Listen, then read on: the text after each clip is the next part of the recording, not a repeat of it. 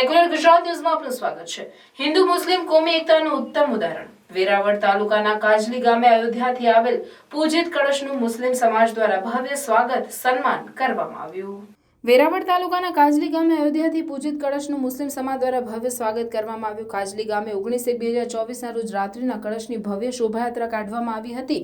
નૂતન રામ મંદિરથી કળશ યાત્રા કાઢવામાં આવેલ અને કળશને જિલ્લા ભાજપના પૂર્વ પ્રમુખ માનસીભાઈ પરમાર દ્વારા માથા ઉપર ધારણ કરી અને કળશ યાત્રા કાઢવામાં આવેલ। આ કળશ યાત્રામાં બહારથી આવેલ સંઘ અને આરએસએસના આગેવાનો અને ગામના મોટી સંખ્યામાં હિન્દુ મુસ્લિમના આગેવાનો અને લોકો જોડાયા હતા અને શ્રી રામચંદ્ર ભગવાનના જયઘોષ ગુંજી ઉઠેલ અને આ કળશ યાત્રા મુસ્લિમ સમાજના જમાત ખાનામાં ભવ્ય સન્માન કરવામાં આવેલ। ત્યાં મુસ્લિમ સમાજના પટેલ અબ્દુલભાઈ સુમરા અને મુસ્લિમ સમાજના આગેવાનો દ્વારા કળશ યાત્રાનું સન્માન કરવામાં આવ્યું। કળશ યાત્રા પૂર્ણ થયા બાદ એક સભાનું આયોજન થયેલું હતું। આ તકે માનસીભાઈ પરમારે ગામમાં હિન્દુ મુસ્લિમ ખૂબ જ ભાઈચારાથી રહે છે અને ગામમાં સંપને કારણે વિકાસના અનેક કામો થયેલ છે અને આખું ગામ સુવિધાઓથી સજ્જ કરવામાં આવેલ છે। આ તકે સંઘ અને આરએસએસના આગેવાનો દ્વારા ગામના લોકો સમથી રહેતા હોય એટલે તેને રામ રાજ્ય કહેવામાં આવે છે તેમજ વ્યસનો નાબૂદ કરવા, પ્લાસ્ટિકનો વપરાશ બંધ કરવો, આવી નાની નાની બાબતોનું ધ્યાન રાખવામાં આવે તે રાષ્ટ્રીય વિકાસ છે। આ તકે ગામના અગ્રણી ગોવિંદભાઈ પરમારે જણાવેલ કે ગામમાં કાયમી ભાઈચારાથી રહે તેવી ભગવાન રામને પ્રાર્થના છે। આ તકે ભાજપ પ્રદેશ મંત્રી ઝવેરભાઈ ઠકરાર, સંઘના વિભાગ સહકાર્યવાહ જીતુભાઈ સાલતિયા, આરએસએસ વિભાગના સર સંચાલક શામજીભાઈ દુધાત્રા, આરએસએસના કાર્યકર નરસિંહભાઈ જાદવ, નગર કાર્યવાહ બિપિનભાઈ હરિયાણી, જિલ્લા ભાજપ મહામંત્રી જયેશભાઈ વઘાસિયા, સંઘના જિલ્લા પ્રચારક ઓમદેવસિંહ, મુસ્લિમ સમાજના પટેલ અબ્દુલભાઈ અને સમાજના આગેવાનો, વેરાવળ તાલુકા પંચાયતના પ્રમુખ નરેન્દ્રસિંહ ઝાલા, ગામના સરપંચ મેરકભાઈ બારડ, ઉપસરપંચ દિલાવરભાઈ, ઈસાભાઈ અને ગ્રામ્ય પંચાયતના સભ્યો, વણકર સમાજના આગેવાનો બીજલભાઈ પરમાર, ટાભાભાઈ પરમાર, મેપાભાઈ ભજગોતર અને ગામના હિન્દુ મુસ્લિમ સમાજના લોકોએ મોટી સંખ્યામાં હાજરી આપી હતી। હિન્દુ મુસ્લિમ એકતાનું ઉદાહરણ પૂરું પાડ્યું હતું। રિપોર્ટર દેવાભાઈ રાઠોડ, સોમનાથ। એવી મારી વિનંતી છે। ભગવાને આપણે બધાને એવી શક્તિ આપી છે, આ ગામને એક તાકાત, આ ગામને એક વાત, અહીંયા જે અધિકારીઓ આવ્યા છે એ બધા લઈ અને બહાર સારી વાત લઈને જવાના છે।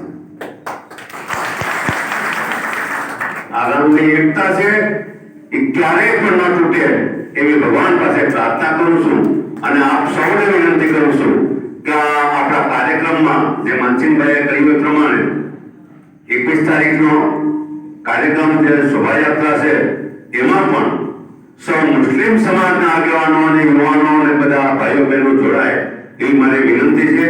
અને 22 તારીખે સાંજે બધાને વિનંતી છે, આપણું ગામ દવા બંધ એમના ઉપર વિજય મેળવ્યો।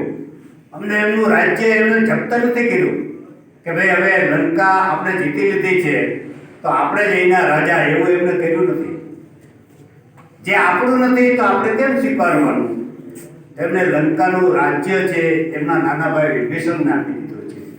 તો આ પ્રકારે જીતુભાઈએ પણ કીધું કે ભાઈ ભગવાન શ્રી રામ છે એનું આચરણ છે, એમનો જે આદર્શ છે એ આદર્શ આપણા સૌએ સ્વીકારવાનો છે। આપણે મનુષ્ય તરીકે આપણો જન્મ થયો છે ખરેખર દુર્લભ છે, અતિ દુર્લભ છે। અથર્વવેદમાં કીધું છે કે દુર્લભમ ભારતે જન્મ તત્ર માનસમ દુર્લભમ। ભારતમાં કોઈ પણ જાતિમાં જન્મ થવો, ગમે તે જ્ઞાતિમાં જન્મ થાય, ગમે તે જીવમાં જન્મ થાય, કીડી મકોડાથી લઈને ગમે તે પ્રાણી તરીકે ભારતમાં જન્મ થાય એ જોગાનું જો 22 જાન્યુઆરી એટલે કે જે ભગવાન રામની પ્રાણ પ્રતિષ્ઠાનું અયોધ્યાનો જે દિવસ છે એ જ દિવસે અમારા ગામમાં પણ ભગવાન રામનું મંદિર પુનઃ પ્રાણ પ્રતિષ્ઠાનો દિવસ છે। અયોધ્યાથી આવેલું પૂજિત અમારું જે કળશ છે એમનું આજે સમસ્ત મુસ્લિમ સમાજ કાજલી દ્વારા એમનું સન્માન અને સ્વાગત કરવામાં આવ્યું છે। સંઘના વરિષ્ઠ આગેવાનો પણ અહીંયા ઉપસ્થિત છે અને ખૂબ સારી રીતે સમસ્ત મુસ્લિમ સમાજે આ પૂજિત કળશ જે અયોધ્યાથી આવ્યું છે એમનું સ્વાગત કર્યું છે। સમગ્ર મુસ્લિમ સમાજ અને સમગ્ર દલિત સમાજ હિન્દુ મુસ્લિમ આખું કાજલી ગામના દરેક લોકો અહીંયા ઉપસ્થિત રહ્યા છે અને ખૂબ સારી રીતે આ કળશનું સન્માન અને સ્વાગત કર્યું।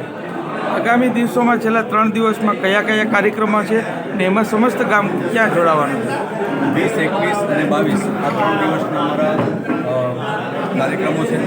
20 તારીખ એટલે કે આવતીકાલે સમસ્ત ગામ દ્વારા સફાઈ અભિયાનનો કાર્યક્રમ રાખવામાં આવ્યો છે।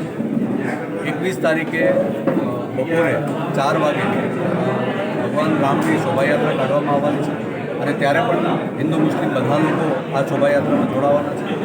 20 તારીખે રાતે કાનગોપીનો કાર્યક્રમ છે, એમાં પણ સમસ્ત ગામ જોડાવાનું છે. 22 તારીખે ભગવાન રામની પ્રાણ પ્રતિષ્ઠાનો કાર્યક્રમ છે, એમાં હિન્દુ મુસ્લિમ બધા લોકોએ ભાગ લીધો છે. એમાં દલિત સમાજના 8 કરતાં વધારે દંપતી પણ આ યજ્ઞમાં બેસવાના છે. આશરે 35 કરતાં વધારે દંપતી અમારા આ યજ્ઞમાં બેસવાના છે. યજ્ઞ પૂરો થશે 5 વાગે, બીડું હોમાઈ જાય પછી સમસ્ત ગામ દ્વારા ગામને પ્રસાદીનો કાર્યક્રમ છે, એમાં પણ સમસ્ત હિન્દુ મુસ્લિમ બધા લોકો આ પ્રસાદી સાથે લેશે. સમાચારોની અવનવી અપડેટ્સ માટે જોતા રહો સેક્યુલર ગુજરાત ન્યૂઝ. સાથે સેક્યુલર ગુજરાત ન્યૂઝ ચેનલને લાઇક, શેર અને સબસ્ક્રાઇબ કરો અને બેલ આઇકોન દબાવીને સમાચારોની ઝડપી માહિતી મેળવો.